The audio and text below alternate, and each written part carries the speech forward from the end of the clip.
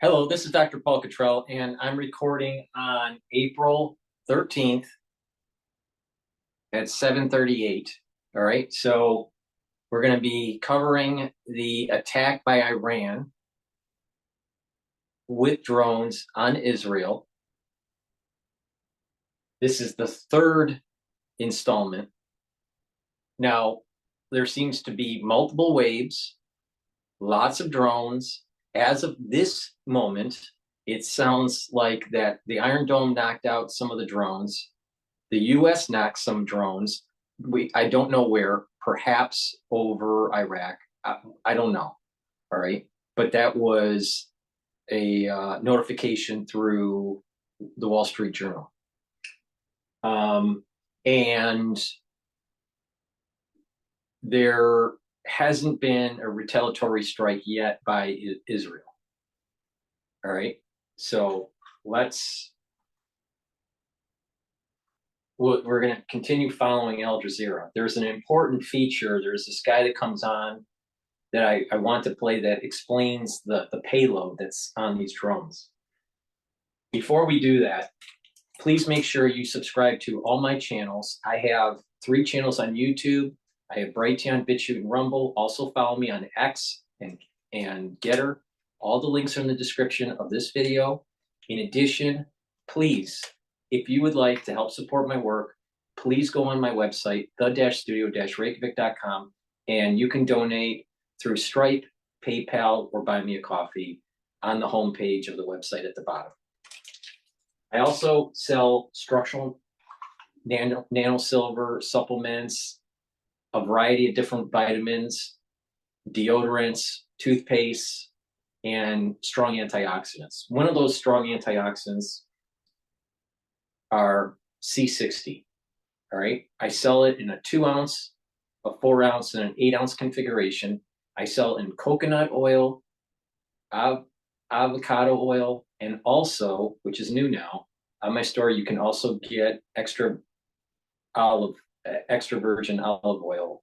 So what this does is it has the C60 compound in it, and that C60 soaks up free radicals. That's important to help to reduce stress in the cell, help to reduce stress in the mitochondria, and help to boost ATP. It'll slow down the aging process, and you'll have better cellular function, and you'll have more energy. So please go to the store, get the 2-ounce, the 4-ounce, or the 8-ounce bottle. You can get it in olive oil, coconut oil, or avocado oil. This one is avocado. So take a full dropper of this a day, or take a teaspoon of it a day. I take a teaspoon of it a day, and you will see compound benefits of this very strong antioxidant. So go to my store, the-studio-reykjavik.com, and get the C60 that I offer.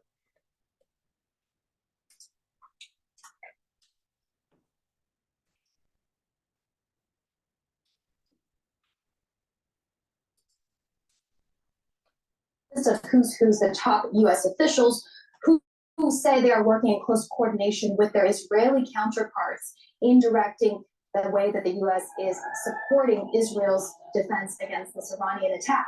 And we just got a statement from a senior U.S. defense official saying that the U.S. will continue to shoot down Iranian-launched drones that have been targeting Israel. So a confirmation that the U.S. has indeed been taking down these Iranian drones. Meanwhile, a spokeswoman for the National Security Council, again, used this word we've heard over and over again coming from the Biden White House, ironclad, to describe the level of support that the U.S. has for Israel's security.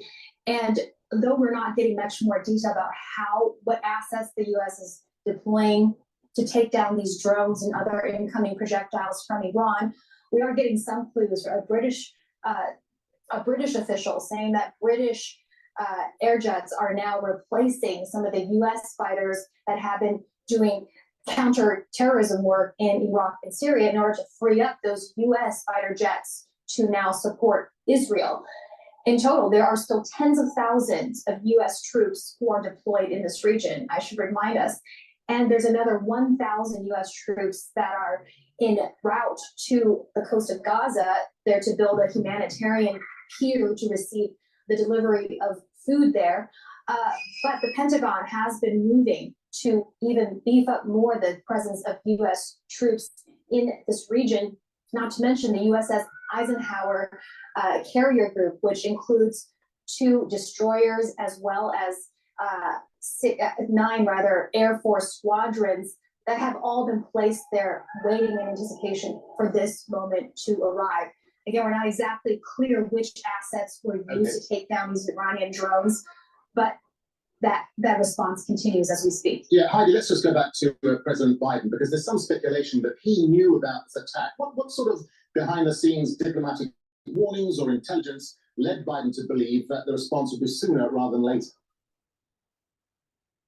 He certainly hinted at that. He said there was intelligence that he knew of but couldn't get into publicly yesterday when he said those words exactly, that this attack would be coming sooner rather than later. And he told Iran at that time, which was about 24 hours ago now, don't do it. Well, obviously, that advice was disregarded by Iran. But behind the scenes, the U.S. has been, over the last 10 days or so, really ramping up diplomatic pressure, trying to avoid this very moment from occurring, using pressure on third-party countries to try to pressure Iran to back down from its threat. But the fact that this is taking place came as a surprise to no one, given that the U.S. had intelligence that this would be occurring and the many clues and the telegraphing that Iran gave that this moment would arrive. All right, so Heidi Castro, live for us there in Washington, D.C. Heidi, thank you. Well, there's been strong reaction from leaders abroad and the region. The EU's foreign policy chief, Josep Borrell, released the following statement on X. He said the EU strongly condemns the unacceptable Iranian attack against Israel. This is an unprecedented escalation and a grave threat to regional security. Well, the UK has been a firm supporter of Israel. The British Prime Minister, Rishi Sunak, has reacted by saying, "I condemn in the strongest terms the Iranian regime's attack against Israel. Iran has once again demonstrated that it's intent on sowing chaos in its own backyard." The UK will continue to stand up for Israel's security and for all our regional partners, including Jordan and Iraq. Alongside our allies, we're urgently working to stabilize the situation and prevent further escalation. No one wants to see more bloodshed. Well, Ali Khamenei, Iran's supreme leader, has issued a video statement on X. In the context of what is going on in the Middle East, it's really important to follow me and watch the videos that I start to describe the metaphysics of this. All right, that's reading the Zohar, that's reading the Rambam, that is, looking at this from a Kabbalistic point of view.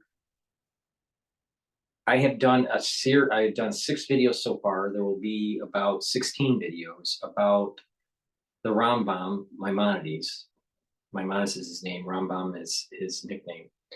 Rambam and dealing with the red heifer and all the laws that are involved in sacrificing of the red heifer, raising the red heifer, the usage of the ash to create purity, and so it's really important to understand this kind of metaphysical part of this. All right, so please follow those episodes. All right, I've published 6 of them. There will be an additional maybe 10 more to go, and you'll get a better understanding of some of the legalistic aspects to the red heifer, what needs to transpire that leads to the purity for rebuilding the temple. Because like I said, this is not the normal UN nation state conflict. This is more biblical. All right, so please watch those videos.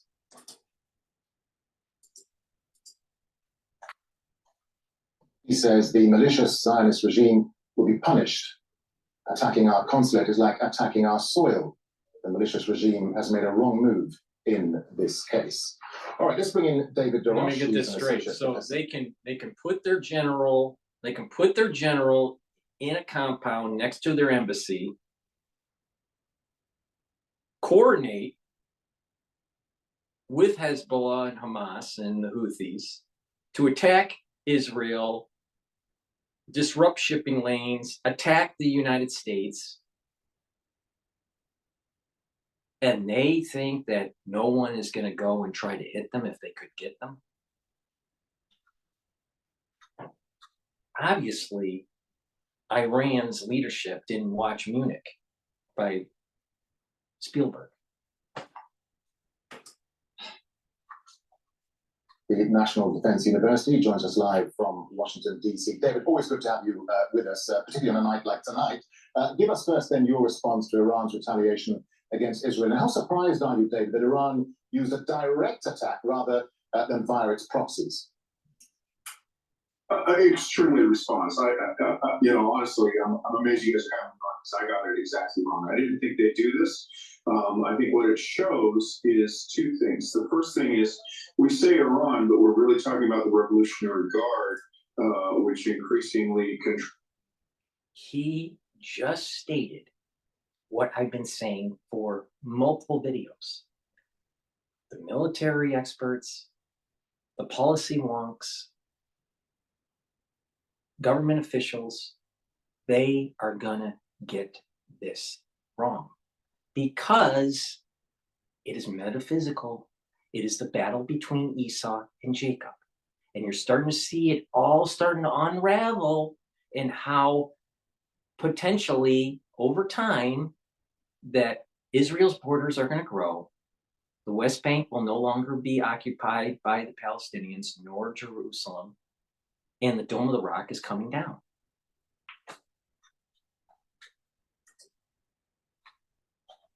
The country, and they are very embarrassed.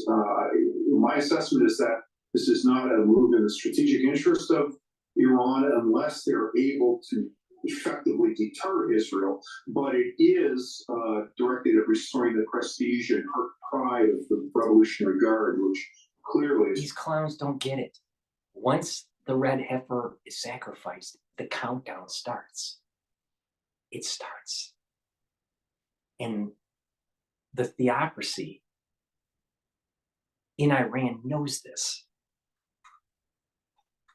And the weakest point last year for the Jewish people was actually Rosh Hashanah, when you can't blow the shofar, which happened to be, a unique point in time, and to attack them on Simchas Torah. They knew that was the Achilles heel for the Jewish people. Metaphysically, this is a war about metaphysics. These dumbasses will never understand this. Penetrated by Israeli intelligence. I'm also a little concerned that if the Iranians have made a statement from their UN ambassador saying, "Okay, this is it, we're done." But if their target selection is viewed by Israel as overly provocative, or if they just manage to kill a large number of Israelis, Israel cannot leave this here. So, we're at a very dangerous moment. And, we're not sure what the Iranian intentions are, but the actions they've done in support of their intentions have the potential for leading to this ratcheting escalatory mechanism. And if we, meaning the United States and Israel, killed Hamas and killed Hezbollah in 2016, we wouldn't have this problem, would we?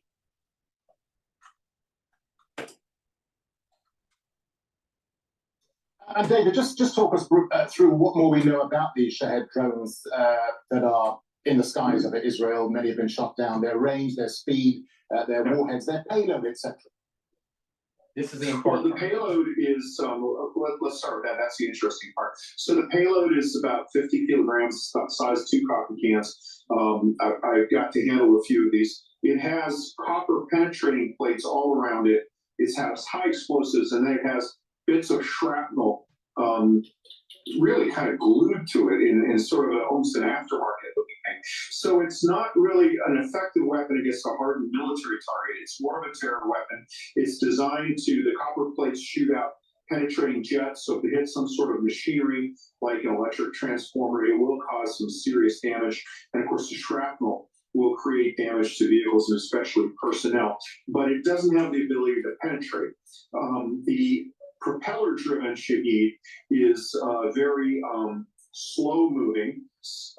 There is a jet version, and at least one channel is reporting that the jet version is being used. That moves faster, but the big challenge is actually tracking this, because most air defense is dependent on radar, and the body of this is fiberglass. It doesn't have much of a radar signature.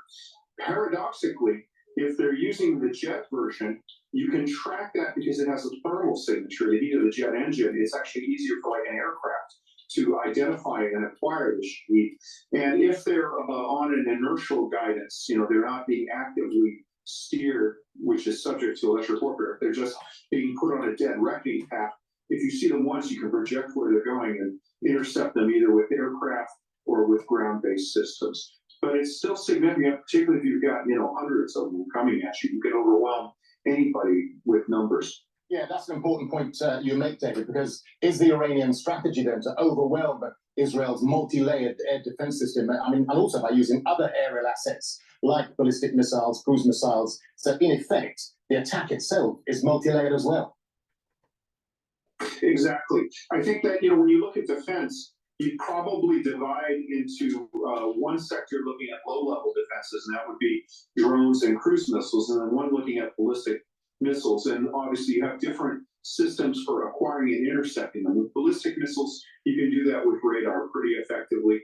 And systems like Arrow is designed for ballistic missile defense. For the other air breathers, things operating closer to the ground, you need to have different systems, and you can actually effectively interdict them with aircraft and other means. And of course, overlying all of this is electronic warfare. The accuracy is what makes these things really deadly.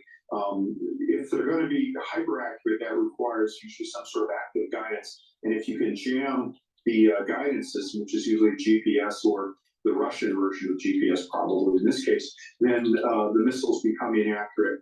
Although that creates the possibility of Iran hitting a target that they may not want to hit and inadvertently causing civilian casualties that will necessitate an Israeli response. So it's a very, very dangerous game. Yeah, let's just talk, if we can, David, about then the calibration of that response. Because if the attack is just using drones, the Iranians must have calculated that as they're slower, most will be shot down. So does this then lessen the response threat level, as opposed to if ballistic and cruise missiles are used, then there could be a higher response level from the Israelis. And of course, the damage assessment will show how the Israelis respond to all of this. That's exactly right. Yeah, it's easier to acquire cruise missiles than drones at a short distance. Given the long range these are attacking, I mean, why would you give an enemy that much time to acquire the target and possibly defeat it? So it seems to indicate that this is sort of a pro forma thing, just to say that we've done it, and hope that you don't cause enough damage that the cycle of escalation starts off. So that's there. But with cruise missiles, they move fast.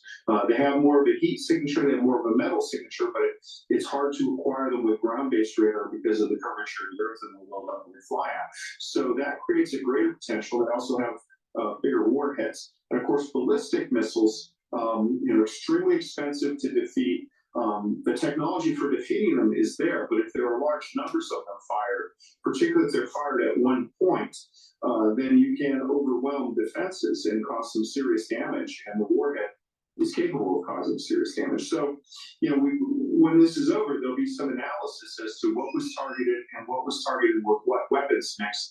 And that really, I think, is how Israel will determine what Iran's intentions are and what their response needs to be. Yeah, David, and just remind our viewers then, if you can, talk us through Israel's air defense capabilities. And we hear so much about the Iron Dome system, but of course Israel has many more air defense systems and a multitude of electronic jamming measures as well, don't they? Yeah, that's exactly right. So I think underlying it all, you'd have electronic warfare. And the purpose of electronic warfare is to defeat any kind of a guided system. Guided system requires some sort of electric link that goes from the aircraft, whether it's a drone or a missile in some instances, back to somebody that can maneuver it. So if you disrupt that, then the missile is useless as a targeted weapon, although it can still cause damage. You know, they still land in an apartment building or something that was unintended. The second thing is using GPS, these satellite-aided navigation. It's relatively easy to jam or to block or to even spoof because it's such a weak signal. So that's your second thing. Then you're dealing with weapons that may be just fired on an inertial system, where they're fired at a bearing and a distance and they don't have any active guidance. So those are not susceptible to electronic warfare. But the longer those weapons have to travel, the less accurate they become, the greater the chances of them going off course. Then you look at your interception. For ballistic missiles, things like Arrow and Aegis in the U.S. system that intercept at a high level, they acquire the target via radar and hit it at a high level. For cruise missiles and for drones, that's a little bit harder because radar usually can't acquire them, both because they're made out of fiberglass and because they operate lower to the ground. If you have some sort of airborne asset, you can acquire it, particularly if they're on a straight path over a long distance, as these Shaheeds are reported to be. And with the slow-moving ones, they're usually vulnerable to attack by aircraft. It's like hitting a Cessna aircraft with a bullet from a fighter jet. And of course, you can have ground-based short-range air defense systems. The Iron Dome is designed for use against relatively low-tech rockets and artillery rounds, coming less sophisticated things. They are effective against drones, and of course, ground-based machine guns, if you have adequate targeting, are effective against drones as well. That's probably more than you want. I apologize for. No, that's absolutely fine, David. Always good to get your thoughts and your analysis on a night like tonight, and we'll obviously come back to you later on to give us your military analysis of this developing story. David Oroch, there, professor at the National Defense University in Washington. David, thank you. Before we move on, though, let's just recap something. Hamda Salut, our correspondent in Tel Aviv, was saying that there was a young 10-year-old boy who was injured by one of those drones in somewhere near the Negev desert. We understand he's now become the first casualty. So we'll obviously come back to that just a little bit later. But let's just talk to you now about this is what the airspace over the region looks like right now. You can clearly see the area. That's not going to bode well for Iran. Trust me on this. Now Netanyahu is going to have to do a retaliatory strike. Planes are avoiding those big holes in the middle of your screen. We know that Jordan has closed its airspace, Iraq has, Israel has. So those big blank areas in the middle are the airspaces that have been closed down. So that's what you're seeing on this screen from Flight Radar 24. Well, as we were just saying there, Iraq is one of the countries that's closed its airspace for the next couple of days. Al Jazeera's Mohammed Jamjoom is there. He joins us from the capital, Baghdad. Mohammed, so Iraq announced its airspace is closed. What more is being said there by officials in Baghdad? The only official statement we've gotten from any government entity thus far, the last few hours, Darren, is from the Transport Ministry in alignment with the Civil Aviation Authority, announcing the closure of the airspace until around 5:30 a.m. But they say that that can be extended depending on the security situation going forward. Now, one of the key questions that people in Iraq have had the past few days, as it looked more and more as though Iran was going to be launching this retaliatory attack on Israel, was would this involve any Iranian proxy groups, any Iranian paramilitary groups, armed groups that are linked with Iran or backed by Iran? Of course, you have the Islamic Resistance in Iraq. That is an umbrella group comprising of many of these Iran-aligned and Iran-backed groups. Just yesterday, they issued a statement, this umbrella group, essentially saying that if Israel or the U.S. were to attack Iran or any Iran-allied countries here in the region, that there would be repercussions and that there would be retaliatory strikes from within those groups inside Iraq. Now, thus far, in the last few hours, we have not heard any claims of responsibility from any of these groups including Kataib Hezbollah here in Iraq, part of that umbrella group, any of the other groups as well, as far as talking about having participated in Iran's strikes on Israel. We've seen one of those groups, which is Kataib Sayyid al-Shuhada, the head of that group, posted on social media expressing support for Iran's attack on Israel, but nothing beyond that. We've not yet heard anything from any Iraqi government officials with regard to these attacks or what they expect to happen in the days to come. And this is all happening at a very interesting time because the Iraqi Prime Minister, Mohammed Shia al-Sudani, left yesterday from Baghdad, heading to Washington, D.C., because he's supposed to meet with U.S. President Joe Biden on Monday to discuss not only bilateral relations between the two countries, but also trying to come up with a timeline to decrease U.S. troop presence in Iraq. Of course, there are around 2,500 U.S. troops in Iraq. There are about 900 U.S. military personnel in Syria.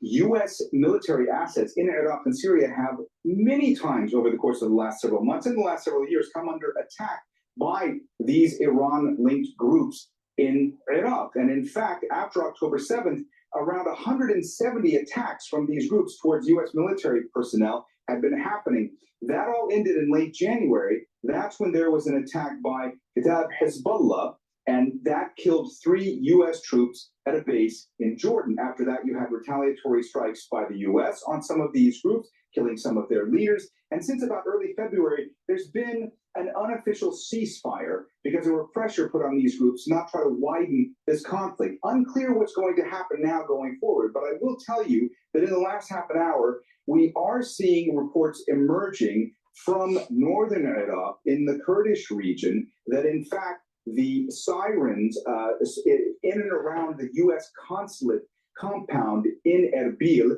that they were activated for a short time. We're also seeing reports that there were loud booms heard in that area. And also there are reports that there was one of those, at least one of those Iranian drones headed towards Israel that was shot out of the sky, that was intercepted by coalition forces. So a lot to take in right now, a lot to try to piece together. We are reaching out to Iraqi government officials. We are reaching out to Kurdish officials. So far, nobody's responding as to what exactly is going on. It's a very tense situation, but at the moment, not a lot as far as what we're hearing from any officials here in Iraq, even though this is a moment of great tension and a lot of confusion about what will happen here in the days to come. Yeah, Mohammed, as you say, the timing of... Please go to my store, the-studio-reykjavik.com, and get the structural nanosilver liquid, either Health Max 14 or Health Max 35. You can also get silver solution, which is a 30 ppm. What this does is it'll neutralize pathogens. You swish it in your mouth, you gargle with it, and you swallow it. You take a teaspoon of it a day. If you're not feeling well, take a tablespoon or 2 a day. And get these applicators if you haven't already. And you can put this liquid in these different bottles. I have a spray bottle, a dropper, and a nasal spray. And you can take them to work or take them in, to wherever you go and put it in your bag. And it's much easier to carry than a big bottle like this. So get the applicators, also get the Health Max 35, Health Max 14, or the silver solution. This will help to neutralize pathogens and help to boost up your immune system. Really significant because of the Iraqi Prime Minister's trip to Washington to meet President Biden and to meet officials there. You were talking to us earlier about the risk to U.S. troops and U.S. assets, and there have been attacks on them in Iraq for as long as we can remember. What is the risk now, given the Iranian retaliation against Israel? Well, that's the big question right now, because people are concerned about what happens specifically when it comes to Iraq if these Iranian proxy groups, these paramilitary groups inside of Iraq get involved. And that has been one of the things that people have been worried about as it became that Iran was going to be launching their... All right, so I get a notification from Bloomberg News. U.S. forces down some Iranian drones headed for Israel, while the UK says it deployed jets to intercept them. Strikes, their attacks, their direct attacks on Israel would they be involving those groups that they have links to and that they back inside of Iraq. And we just don't know the answer to that question right now, because if they are involved, it might be expected that perhaps the U.S. would retaliate in some way, as they have in the past when U.S. troops have either been attacked directly by these groups or have been under threat by these groups. So right now, especially at a time when the Iraqi prime minister is scheduled to meet with President Biden on Monday, and all indications at this point in time is that that meeting will proceed, how is that going to impact the Iraq-U.S. relationship? Because we all know that, you know, Iraq is for a long time now stuck between Iran and the U.S. The prime minister, who came to power backed by Iranian groups in Iraq, that's what got him into that position. He is navigating a very delicate balance right now. He wants to see U.S. troop levels in Iraq significantly decreased. He wants to see a timetable for the full withdrawal of those U.S. troops. There has been rising anti-U.S. sentiment in Iraq the last several months when these retaliatory strikes by the U.S. against these Iran-backed groups in Iraq have been happening. So obviously the U.S. would not want to decrease its presence here if they feel that there are groups in Iraq that are now going to pose more of a threat to Israel. These groups have also attacked Israel since October 7th. So it's a very, very complicated situation. The timing arguably could not be worse for the Iraqi prime minister at a time when, as you mentioned, not only did they want to discuss trying to strengthen bilateral relations with the U.S., but trying to ensure that the U.S.'s mission in Iraq finally comes to an end. And all of this now, a very big question mark at a very crucial time. All right, Mohammed Jamjoon, live for us there in the Iraqi capital. Mohammed, will be coming back to you later on throughout the night, but for now, thank you.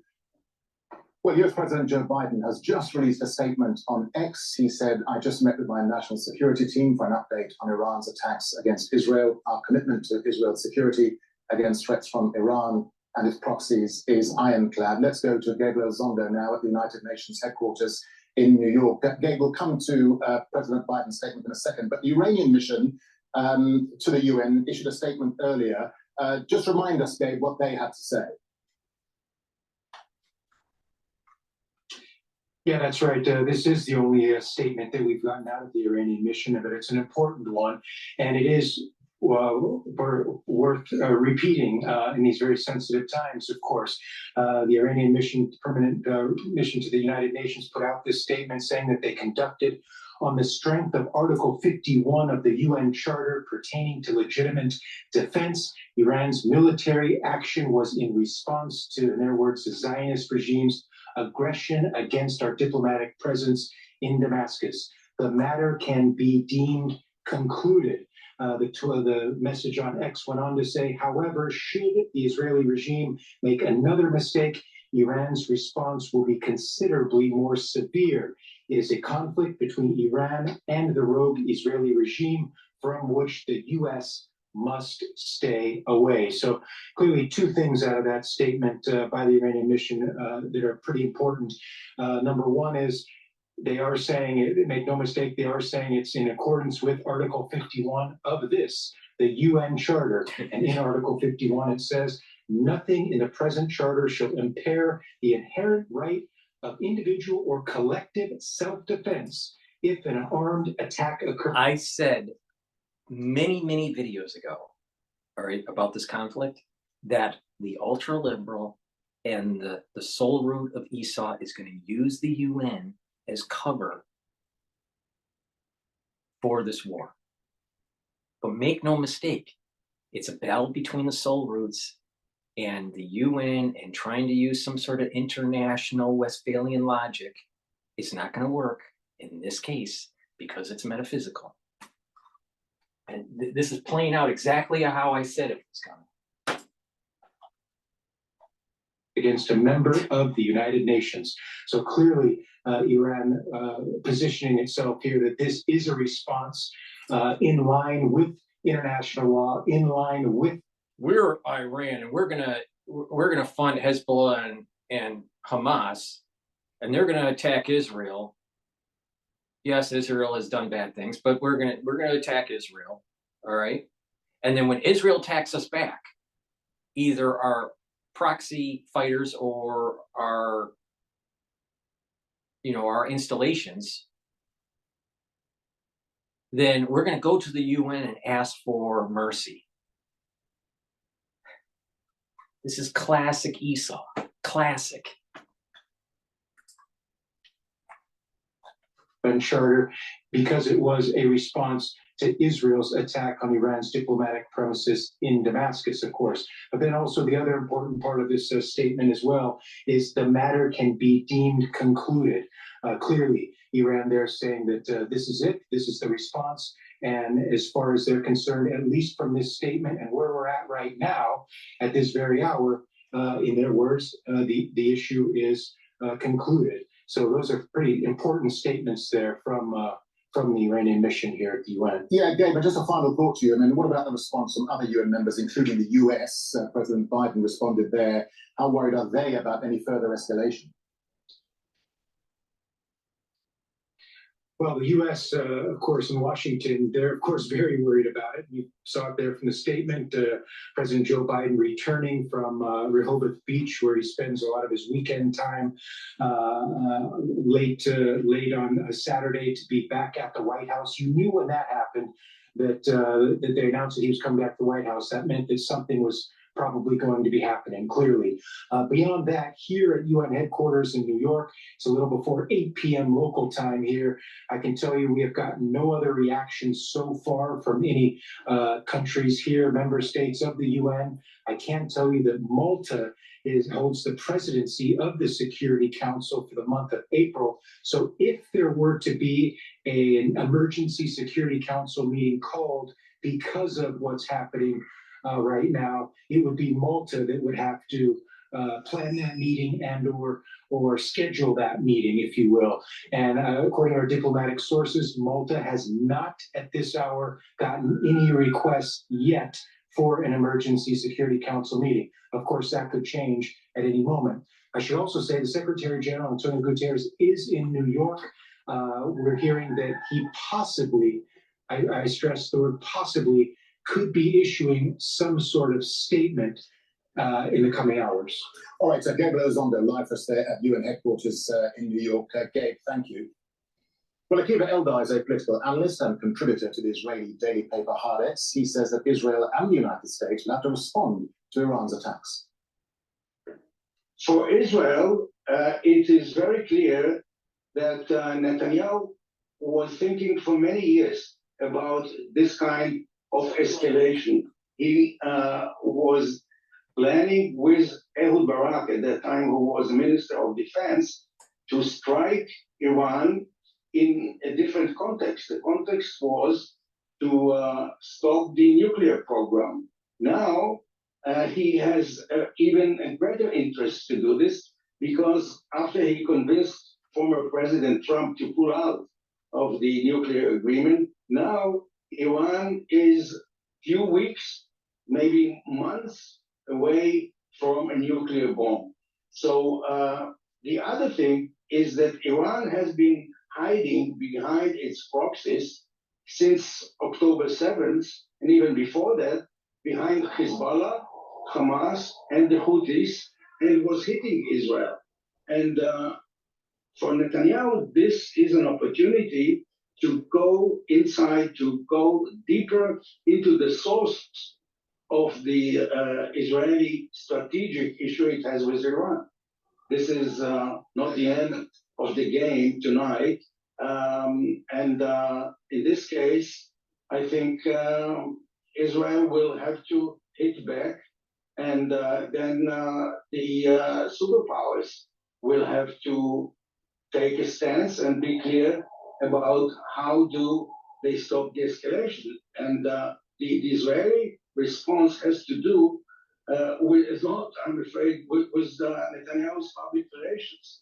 He has got now the support of the Israeli public, which he lost in October 7th. Nobody is talking now about the abductees. Nobody is talking about the famine in Gaza. It's all about Iran. It depends on how far the United States is willing to go, what is the American leverage on Iran, and how will the members of the Abraham Code, who has a clear interest to stop Iran from getting the hegemony over the Middle East, and how the Saudis will react. Well, it's just gone past midnight, that's GMT. We're bringing you continuing coverage of Iran launching its retaliatory attack against Israel. The first wave of missiles launched by the Revolutionary Guards have reached Israeli cities.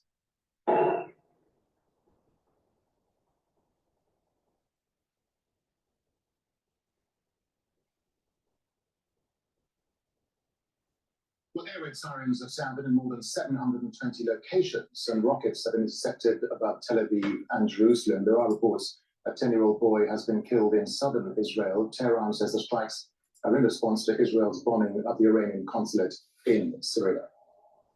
Well, Israeli Prime Minister Benjamin Netanyahu's meeting with his war cabinet in Tel Aviv. Israeli combat planes are also in the skies. Israeli officials say the response will be firm and clear, and have called Iran's attack a severe and dangerous escalation.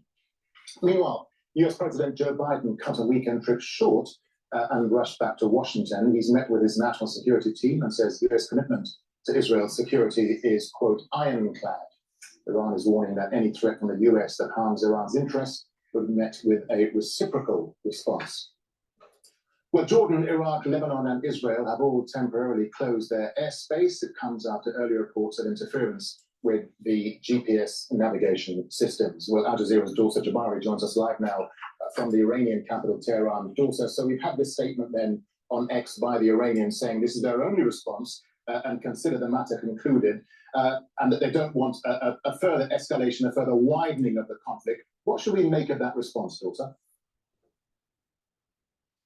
Well, I think it's a bit premature. Based on what we're seeing on local media, this attack is not over yet. It's continuing. The first wave of the attack is over. We're expecting another series of drones and missiles to be launched, if they haven't been so already, from what we're hearing based on local news outlets in the country. Now, we had another statement from Iran's Revolutionary Guard, and they said that after 10 days of silence by the international community, especially the United Nations Security Council failure to condemn the Israeli aggression, the IRGC has responded and decided to punish the aggressor, being Israel, and that they're hitting military targets, and that they warn the US government that any support or to get involved will be faced by decisive response. We also heard from the Foreign Ministry. They've also issued a statement here saying that the armed forces of Iran, under Article 51 of the United Nations Charter, the right to self-defense and the legitimate right to respond to the aggression by the Zionist regime is what is being carried out. But they're the ones that financed Hezbollah and Hamas.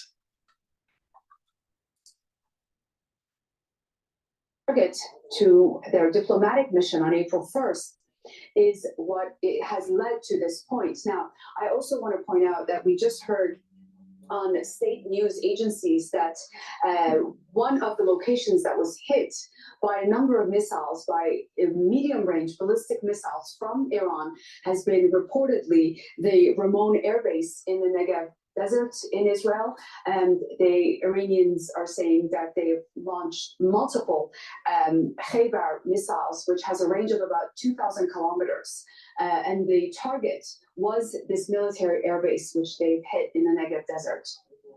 All right, Dorsa, just stay with us because the Israeli army spokesman. Are there 10-year-olds running around on the base everywhere? Please go to my store, the-studio-reykjavik.com, and get the probiotic that I offer. I have this in a powder, and I also have a tablet form. I take the powder, I mix it with food. You can also mix it with water. Take it every day to get the proper gut biome. This is a great probiotic. It helps to get that better communication between your gut and your liver and your gut and your brain. And you'll have more consistent stools. Because when you're dealing with World War III in the Middle East, you're going to be constipated, especially, watching the response by our military brass. Please go to my store and get the structural nanosilver soaps that I offer.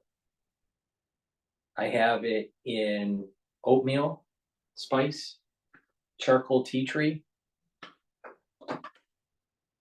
peppermint. I also have it in lavender and lemongrass. So please go to my store and get the 5 different versions of the structural nanosilver soap. It neutralizes pathogens. It's a very high quality soap. You'll enjoy it. Get a few bars for your home. Barry speaking now, Westeros, Mrs. Listening. Things in areas of risk.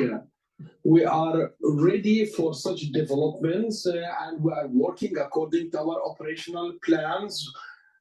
Continue to observe the instructions and maintain your coolness as you did over the past few hours. The military has done and continues to do everything to prevent Israel and its citizens. I will keep you updated. Any questions? We have heard a number of sirens in Dimona. Has Dimona or has a strategic target been threatened? This is a result of a small number of missiles that have been intercepted, and the military base in the south was sustained some damages in its infrastructure, very minor damages. Question: Iran says that this is their response, and should we consider this that the response is over? Answer: the military will continue to do what is needed. The event is not yet over. Do we expect any further threats? Answer: as I have said, threats still exist, and our aeroplanes continue to drop the drones outside our airspace. Our readiness is high. We continue to face such threats. Does Israel intend to attack Iranian nuclear facilities? The answer is that Israel's military will continue to do whatever is needed to defend the people of Israel. Has the military decided not to launch any attack against Iran based on agreement with the United Kingdom and the United States? I will not talk about this, but the military will continue to do whatever is needed to protect our people.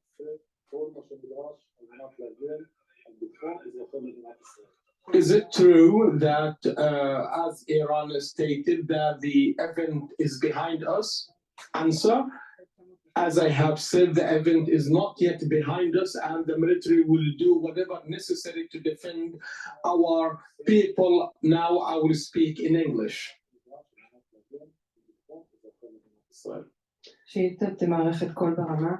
אם אכן האיראנים מתייחסים למה שהיה כסוף פסוק ותגובה, האם גם מבחינת ישראל האירוע מאחורינו? Drones, cruise missiles, and ballistic missiles towards the state of Israel. Together with our allies and partners across the region, we are operating at this very moment to defend Israel from Iran's attack. So far, we've intercepted a vast majority of incoming missiles by Israeli systems. So far, we have intercepted and are continuing to intercept dozens of attack drones as well as cruise missiles and ballistic missiles outside of Israel's border. A number of Iranian missiles fell inside Israeli territory, causing minor damage to a military base with no casualties. Only one little girl has been hurt, and we hope she will be well. The Iranian attack is ongoing. Our plans are in the air. Tonight, wide-scale attack by Iran is a major escalation. Together with our allies and partners, we are operating at full force to defend the state of Israel and the people of Israel. We will continue to fulfill this mission Questions, please. CNN is asking, what type and how many projectiles have been fired towards Israel tonight so far? And how many drones and missiles have been intercepted? Can you specify by region? The event is still occurring, but until now, over 200 different kinds have been fired to Israel. Killer drones, ballistic missiles, and cruise missiles. We have already intercepted a vast majority of the threats by Israeli systems and with assistance from our partners. We are still in the event, our planes are still in the air, intercepting targets, and we are ready for any threat that will come to Israel. We will do everything we need, everything to defend the state of Israel. Thank you very much. All right, so you're watching there a live press conference there from Daniel Hagari, the Israeli military spokesman, talking there. He was saying that Israel was ready for this attack. He said the public must remain cool and calm and not panic. He was asked about what was happening in Dimona, which is an area where Israel, we believe, has a nuclear facility. So there was some minor damage caused from a drone there, but nothing major. He says the Israeli response isn't over yet, even though Iran says that's the end of their response. He was saying they still have planes in the skies and their response will continue because the Iranian threat still exists. He said they've intercepted most of the drones and missiles that have entered Israeli airspace.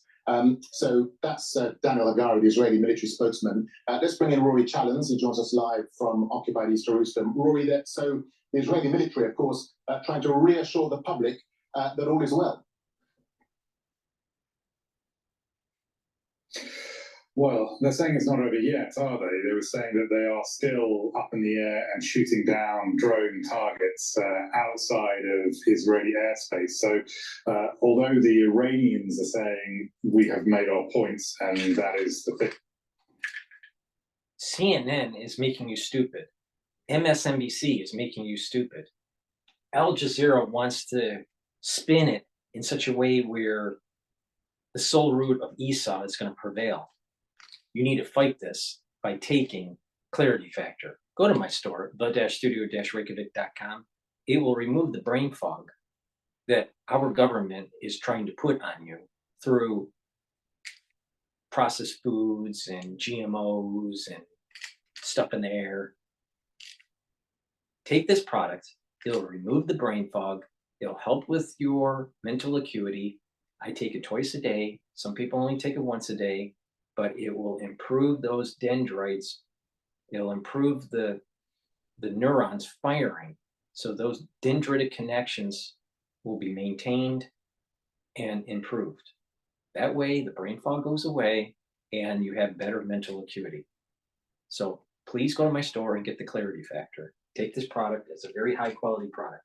A lot better than what Alex Jones sells. Please go to my store and get the vitamin D3. This is a cofactor for gene expression.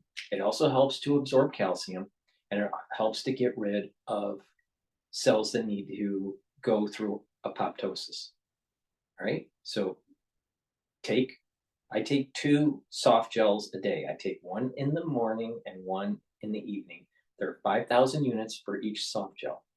So go to the store and get the vitamin D3. Lastly, you need vitamin C. It's an antioxidant. It helps to improve the skin, and it also helps to improve your immune system.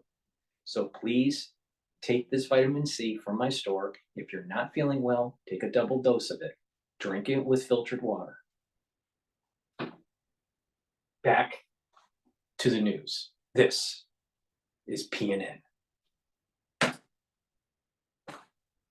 Included. I think from the Israeli standpoint, it's not an all clear yet, certainly. So that is why Daniel Hagari was telling people that they should carry on listening to the instructions. If they're told to go to shelters, they should go to shelters, and basically sort of maintain that kind of home front command list of what they should and shouldn't be doing. So, we know that the airport, the Ben Gurion Airport, is going to be closed indefinitely. We know that schools, universities, daycare, etc., that's going to be shut for the next couple of days, and nobody is allowed to gather in numbers greater than 1,000 people.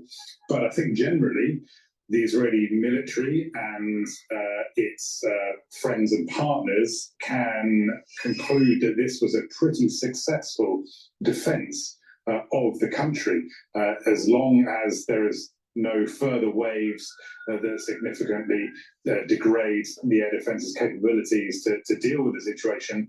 They say that there were more than 200 various types of cruise missiles, ballistic missiles, and drones launched.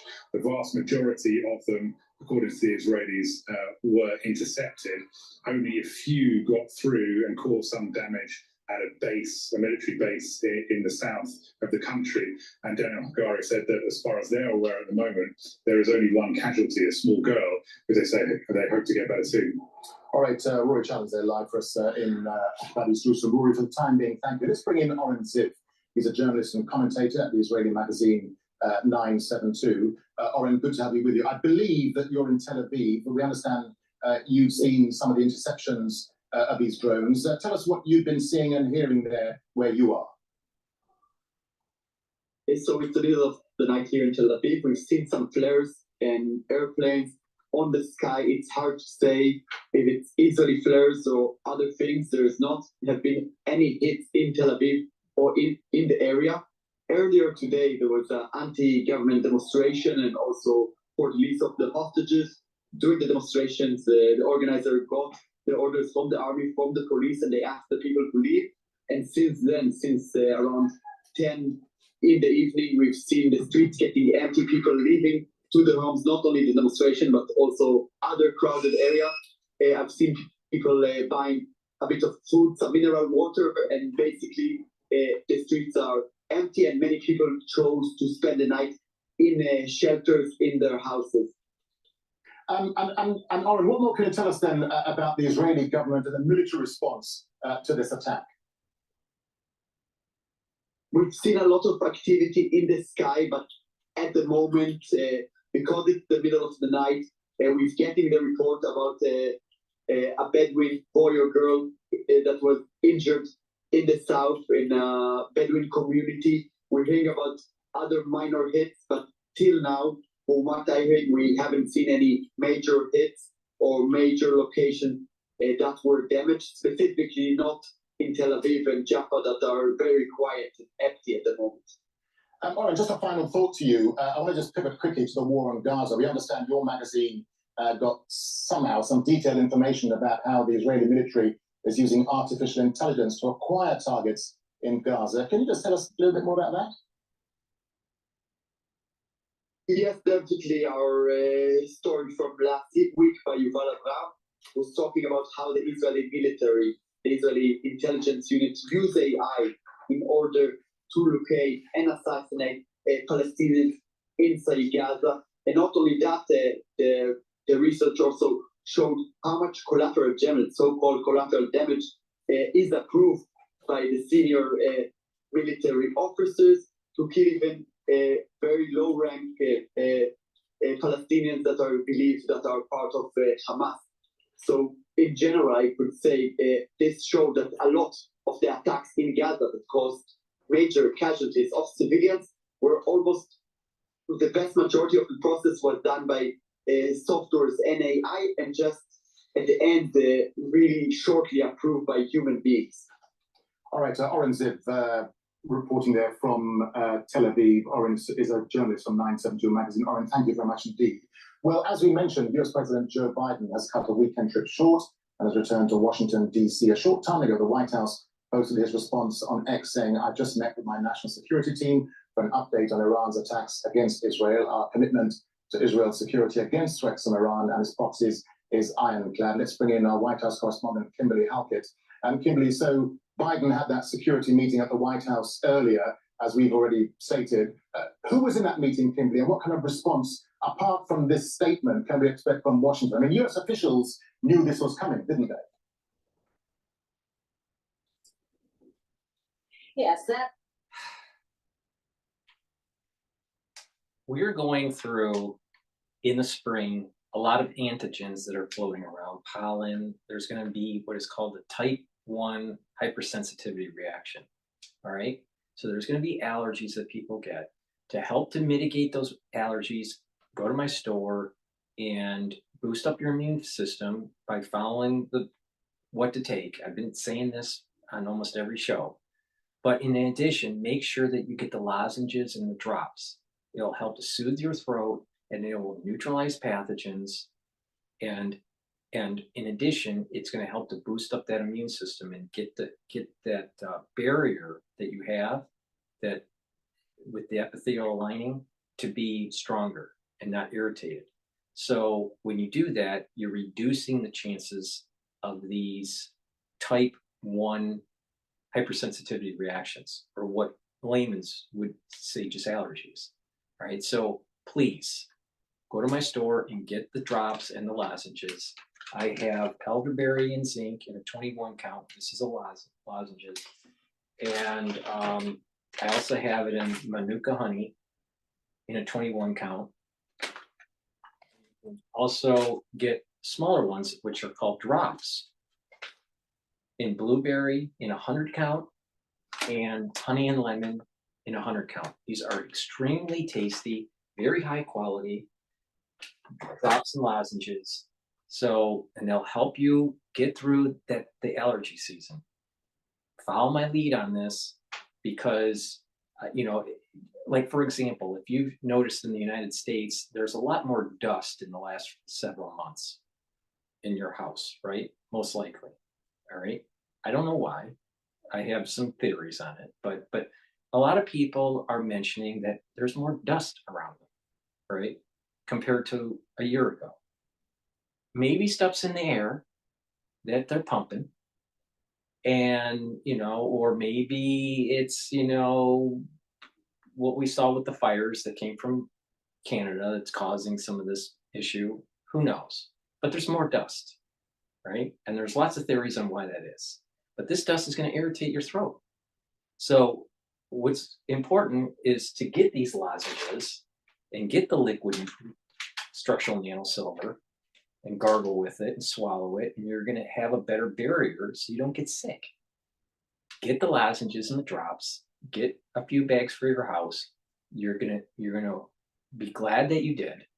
They taste great and they work very well. Go to the store, the-studio-reykjavik.com. The case has been reported for a number of days that, in fact, there was an anticipated and imminent threat from Iran, some sort of retaliatory strike. The size, scope, and scale of the attack was something that was not being revealed by the National Security Council spokesperson, John Kirby. But having said that, there was something that was anticipated, and as a result, the force posture, as it's known, in other words, the military assets of the U.S. military were being adjusted. That we did know. We also know that the U.S. president, as recently as in just the last couple of days, repeatedly iterated to Iran that he was cautioning it not to retaliate. When we say retaliate, what we mean is that in response to the attack that took place on April 1st, when the embassy in Damascus was struck, or rather the consulate. So as a result, U.S. President Joe Biden said, and really just gave a one-word warning. He said, don't. But as we know, that response is now underway. Now, as to who was present for the national security meeting that was taking place, and we should tell you has just wrapped up in the White House, just behind me in the Situation Room, as it's known. All right, what I'm going to do is I'm going to drop to Sky News here. So really hardly surprising. How involved in case of an escalation, which of course most European capitals or capitals in the region as well hope will not happen, but In the case of an escalation, how involved would you predict that, for example, the British military would be? Well, I think obviously the United States will be doing all they can. They're the most powerful players clearly in all of this. They'll be doing all they can to try and get Israel to limit any reaction that it might decide to take. And of course, Israel's response to this will be dictated to a large extent by how damaging the attack is, whether any of the drones and potentially cruise missiles are being fired either from Iran and indeed from other Iranian proxies, perhaps in coordination with this strike from Iran, if it happens. I think the damage it's done, will dictate the Israeli response, and probably almost if let us assume that no missiles get through, which is a possibility, no drones get through, then Israel might still feel obliged to carry out an attack, because you can't have a foreign country really firing missiles at you or drones at you and do nothing about it. So I think there is the potential for escalation. And in some respects, it sounds counterintuitive, but I would say the harder that Israel hits Iran in response, let's say Israel attacks Iranian military targets, air bases or whatever, in retaliation to this, the harder it does it, the more likely it is that there will not be further escalation. If there's maybe a minor Israeli response, then that might embolden Iran further to do the same thing. It's a very complex situation, of course, here. And the key thing is to try and avoid it escalating into all-out regional war. I mean, you're speaking to us from Jerusalem, so you know the area well. Do you get the sense that there is even a will to step back from any kind of escalation? Because you mentioned that Israel has to respond to the Iranian attack, obviously, but of course Iran would say that they had to respond to the attack on their consulate in Damascus. I mean, ultimately here you stop an escalation if there's a will to do so. Do you think there is a will to stop an escalation? Yeah, but I understand what you're saying, but I think we shouldn't forget that the reason for Israel didn't just carry out a gratuitous attack against Iranian military commanders in Damascus. Ever since the 7th of October, Lebanese Hezbollah have been firing missiles almost every single day into Israel since the Gaza war began. And those attacks were planned and supplied and coordinated by these generals that Israel attacked. So that wasn't the start of it. And Barbara also spoke to our military analyst, Sean Bell, who explained what Israel's air defense systems is facing. One of the things that to remember about the drone. Before we go to him, go to my store, the-studio-reykjavik.com, and help support my work. It's a lot better than CNN. It's a little funny.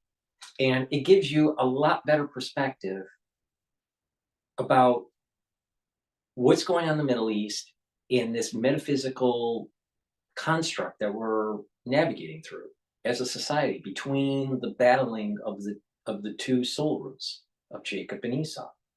Also, I've been reading Maimonides about the red heifer, and doing these chapter videos, which there will be 16 different videos about the laws of the red heifer. These things that are happening are tied to a much bigger metaphysical event. And I don't think anyone else is covering it like I am. So please, go to my store and help support my work.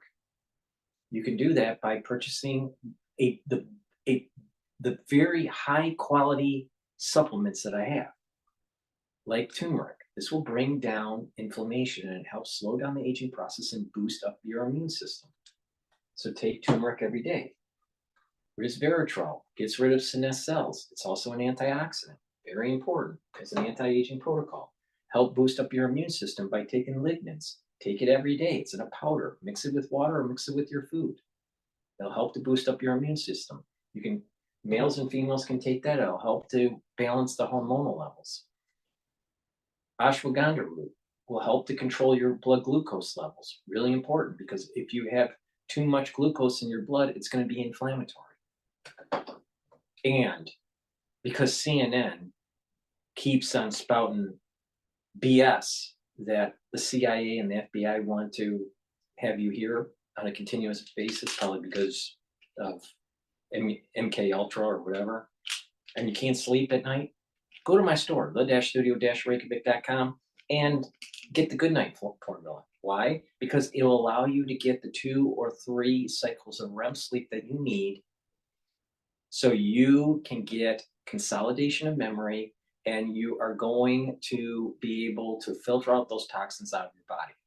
It has been found that if you don't get regular sleep, especially REM cycle sleep, that toxins build up in the central nervous system through the CSF, and that's the central spinal fluid.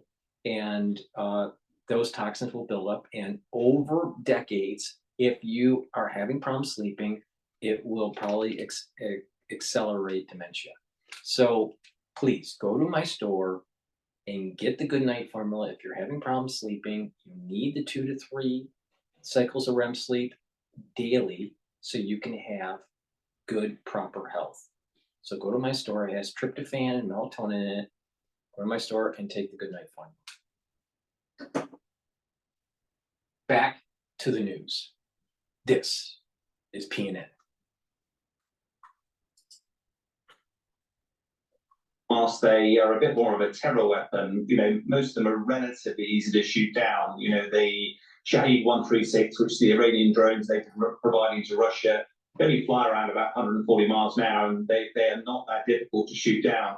The value of them, though, is that they create a sort of a volume, a quantity of weapons flying through the air, and therefore that provides cover for the cruise missiles, ballistic missiles that are also incoming. Now, the air defences that Israel has and that the US helped provide should mitigate some of that, but inevitably these ballistic missiles are particularly difficult to get through. And I think, as some of the correspondents have been talking about, some of the key here will be just how much damage has been done. Iran, there's a lot of questions here. Iran's been put on the horns of a dilemma because after Israel attacked that consulate building on the 1st of April, killing 13 people, including a senior military commander, Iran was almost duty-bound to do some sort of reaction. Israel would have known that. The fact is, waited some time for doing it, and as generally experience shows, it's quite measured. It will be interesting to see what they've targeted, how many telephone warnings coming in. We're already hearing some of that there's been some coordination between America and Iran. And if there has been coordination, Iran will be trying to make a point, but we'd be very clearly not wanting to escalate. And I think one of the things that most military analysts see here is that Iran has got a fledgling nuclear program. It will not want to have that program attacked. It will not want to provide an excuse to the Israelis or the Americans for attacking those programs, because ultimately, it's not if, it's when Iran gets nuclear weapons, they would be the ultimate deterrent against both Israel and the US. So I think there's clearly a lot going on behind the scenes. So let the US try to de-escalate the situation in the Middle East for Iran to end up getting a nuclear weapon, and then they have unconventional means to let the whole world on fire. Well, when Iran does that, you're going to need very strong deodorant, because you're talking about millions of degrees Fahrenheit that happens with a nuclear weapon. So I have these very strong deodorants that are made from essential oils from the Himalayas. All right. So you're going to need to prep, for a nuclear war with really strong deodorants. So please go to my store and get either the citrus deodorant or the peppermint, lavender, and tea tree, so you smell perfect during a nuclear war. All right. In addition, can you please make sure that you get a few bars of this for your household, because you never know when you need to prep for deodorant, during a nuclear war. In addition, when you're going in a nuclear war, you're going to want to have fresh breath, white teeth, and no gingivitis. So please go to my store and get the structural nanosilver toothpaste. Why? Because it has no fluoride in it, and it neutralizes pathogens. It reduces irritation of the gum. It reduces it'll neutralize pathogens in the gingivitis. But in addition, it's going to help reduce the chances of cardiovascular disease. How? Because If you get plaque into your bloodstream, it could cause an occlusion. If you get bacteria in your bloodstream, it can cause problems with valvular disease. So it's really important to have good oral hygiene to help with cardiovascular health and valvular health. So go to my store, get the best toothpaste that you're going to be able to buy, get a few tubes of this for your household, and you'll be ready for nuclear war. I've been going at this for a few hours now. So thank you for listening. Please make sure you subscribe to all my channels. I have 3 channels on YouTube, Brighteon, Bitchute, and Rumble. And also, please help support my work by donating on my website, the-studio-reykjavik.com, or being a paid member on my Patreon channel. It helps to support my news coverage. I appreciate your viewership and your support. Thank you for listening, and have a nice day.